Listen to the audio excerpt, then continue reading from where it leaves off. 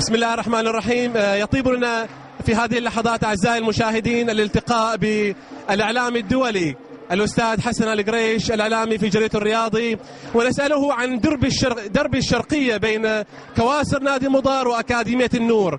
أستاذ حسن، يدخل نادي النور مباراة للتاريخ فقط، بينما يدخل نادي مضار مباراة كؤوس. هل سيكون هناك مستوى فني مغاير في المباراة؟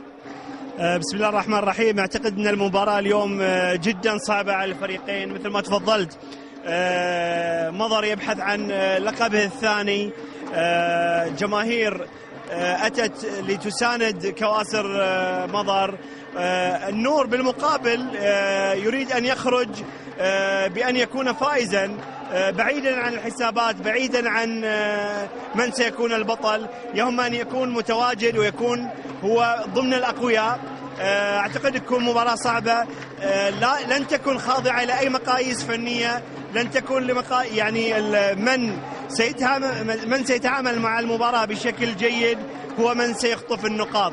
أعتقد بأن مضر عليه أن يتعامل مع المباراة بشكل جيد، خاصة المباراة الأخيرة بين الأهلي كانت مباراة لابد أن المدرب كان مفترض أن أعد لها بشكل جيد لهذا اللقاء، خاصة أن مضر استطاع أن يوقف خطورة مضر عن طريق الأجنحة وعن طريق حسن الجنبي.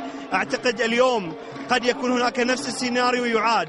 أعتقد المفروض أن على الجزيري أن يتعامل بشكل جميل، بشكل جيد، على أساس أن يظهر فريقه بطلا متوج في هذه المباراة. إن شاء الله نتمنى، يعني أنا كإعلامي لابد أكون لي الحيادية، أتمنى أن نخرج بمباراة تليق بهذه الجماهير التي أتت تساند فريق الأكاديمية وفريق كواسر مضر. أستاذ حسن، فريق النور أو أكاديمية النور يقع بين خيارين: إما أن يرمي بجملة أوراقه في هذه المباراة استعدادا لمباراة الكأس في الأسبوع القادم مع نادي الخليج، أو بأنه سوف يحتفظ بأوراقه خوفا من شبح الإصابة. ما هو توقعك الفني لأكاديمية النور؟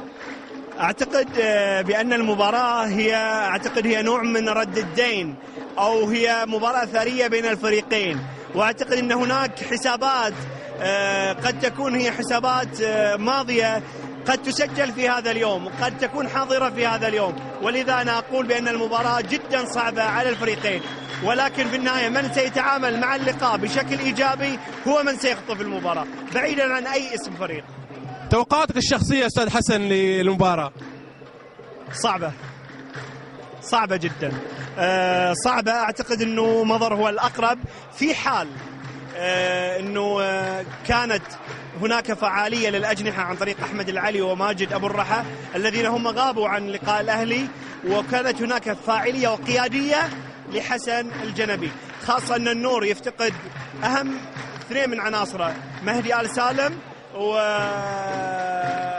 العبيدي كقوة ضاربة. اليوم أشوف نبيل معلش أوكي، بس أعتقد أنه النور مضر قادر في حل تواجد هذه العنصرين.